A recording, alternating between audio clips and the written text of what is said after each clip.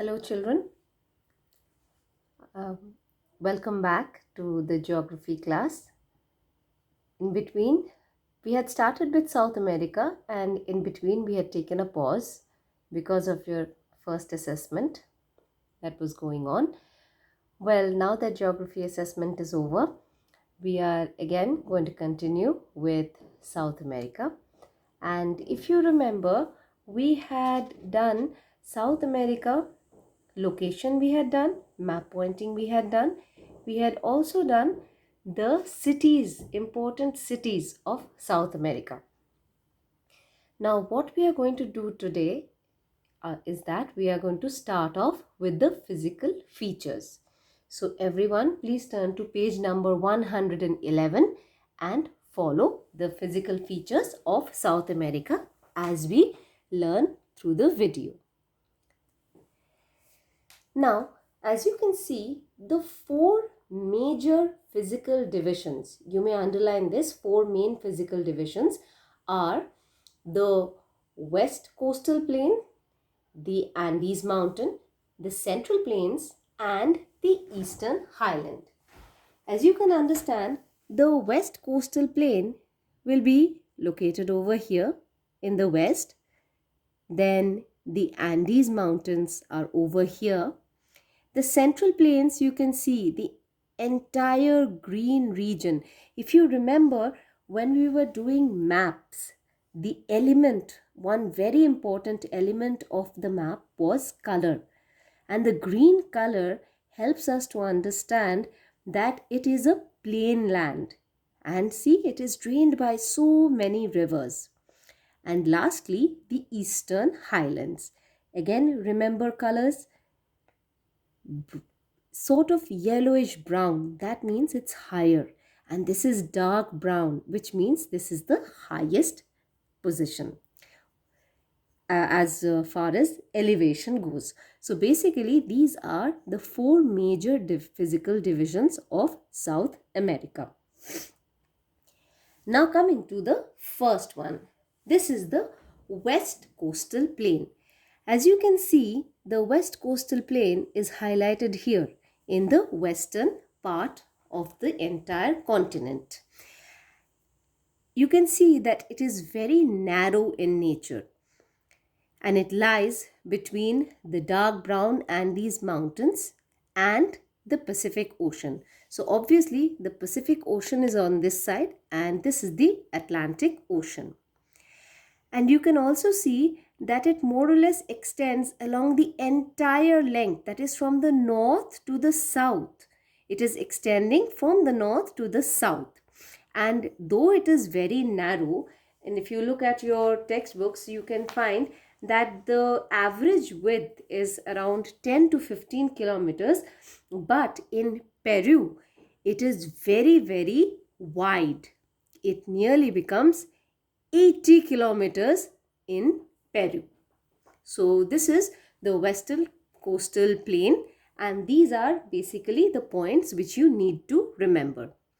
Now, one very important and unique feature about the Western Coastal Plain is that it has a desert, and the desert is known as the Atacama Desert.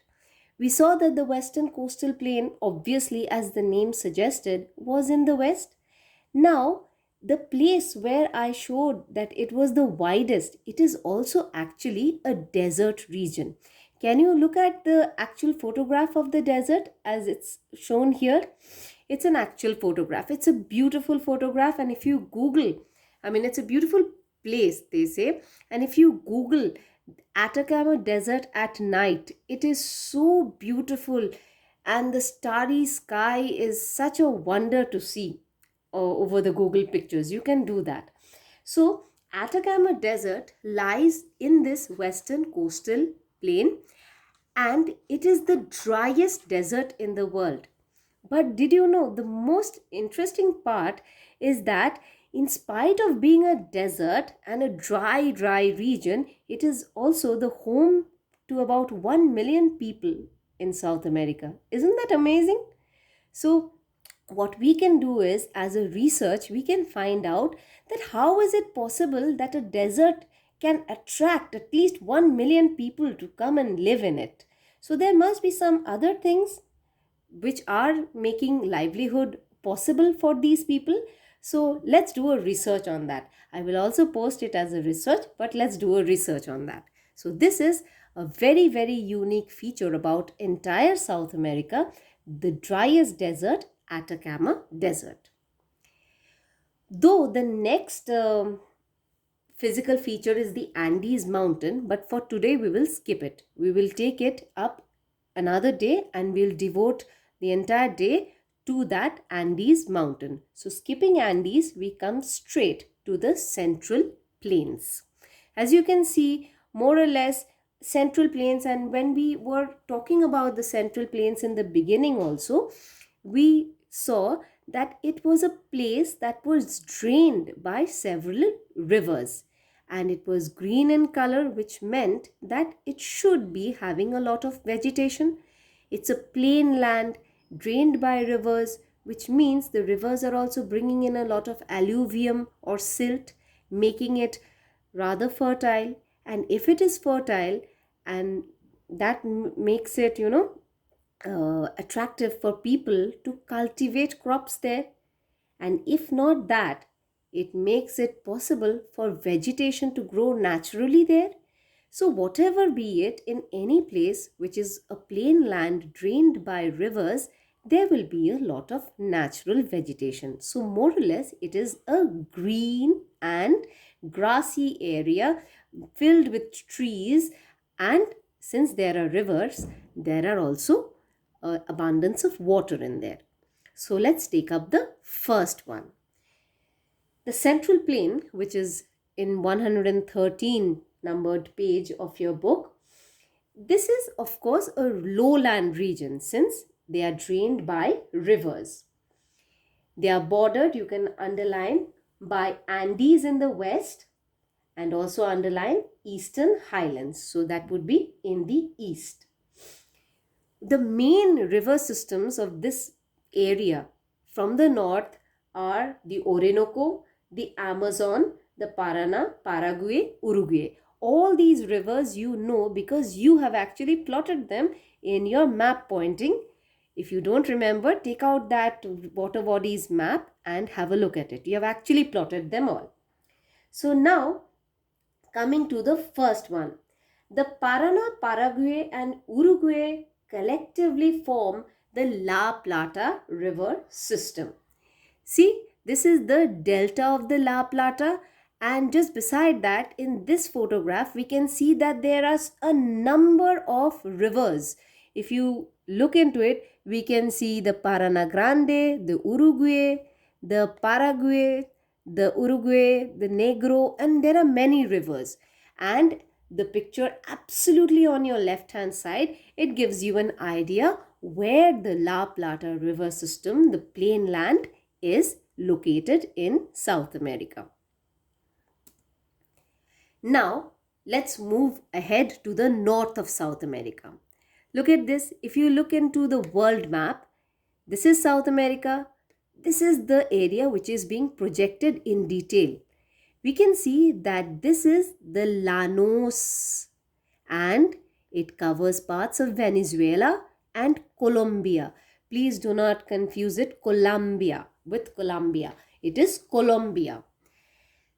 The word Llanos in Spanish means plains, and it is the northernmost plain that you can find in South America. It is drained by the river Orinoco. Again, once you go through this video, when you are going to revise, please keep that water bodies map with you where you have plotted the rivers. It is going to be easier for you to remember. So make a mind map. So the Orinoco is flowing. The Orinoco with its tributaries is making this green, beautiful area known as the Llanos. After the Llanos, we come to a wonderful area which is known as the selvas, or more commonly the Amazon rainforest. We must be very familiar with the name Amazon rainforest because of the recent fires that had happened there. And it's actually called the lungs of the world. You know why? Because it's an evergreen area, which means that the trees in this forested region, they are evergreen. They don't shed their leaves at the same time.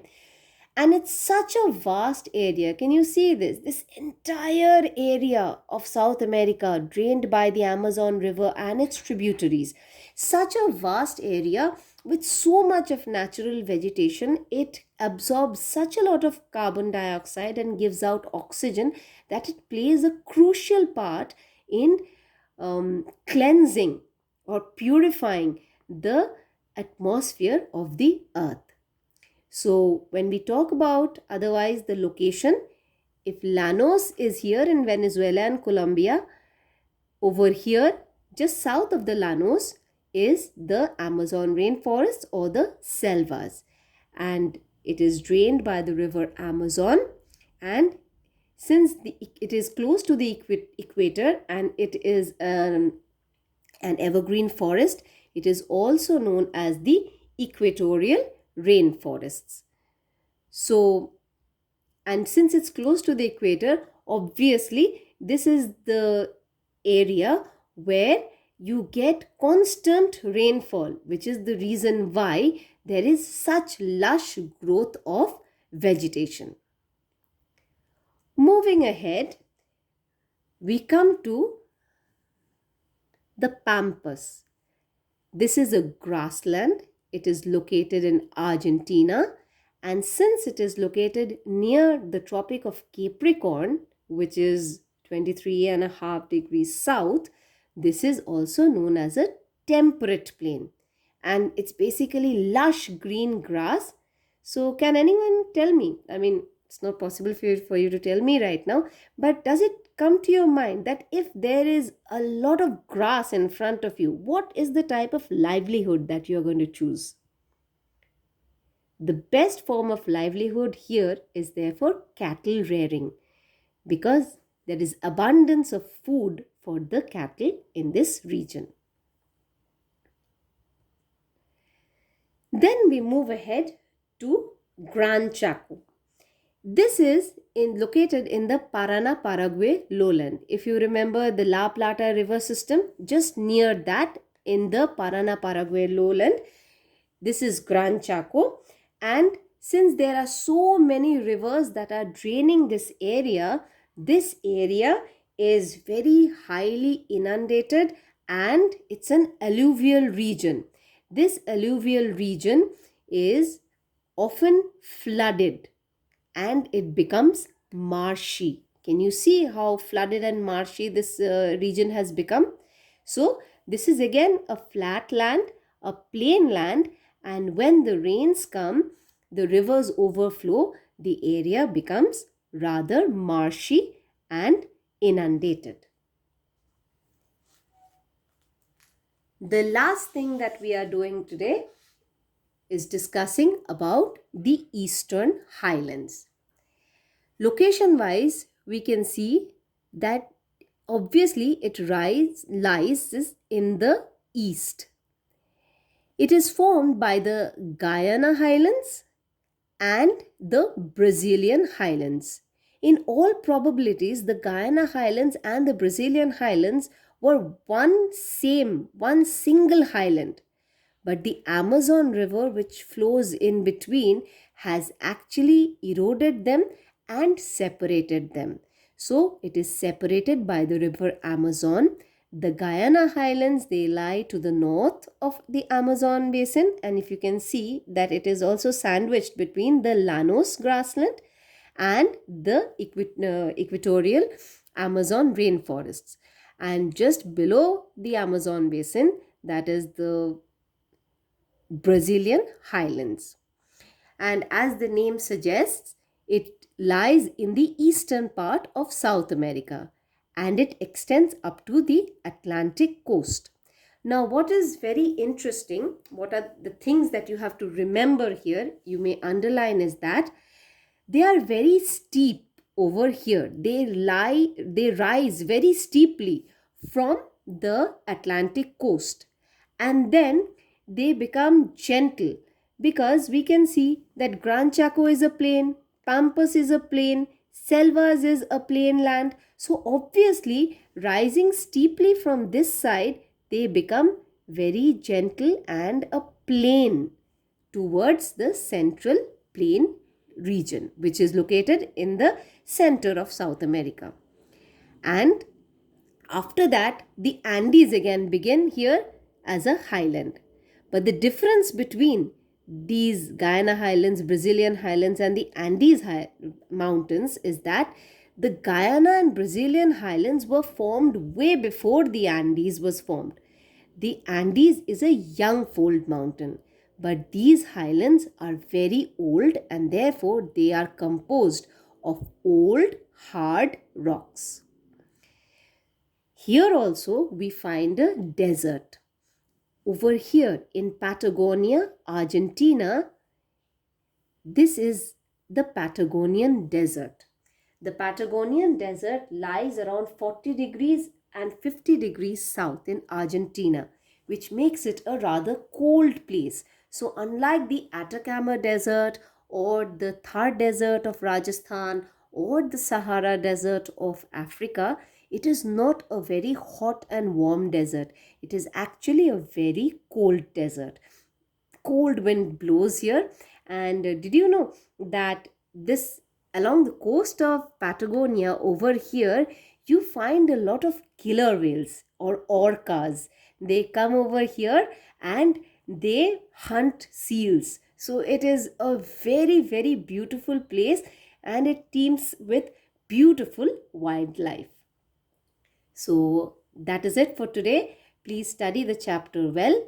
Keep studying, and when you study, it's better that you underline and study. And as I told you, keep the river map with you while you study. It will make it easier for you to understand and retain the knowledge.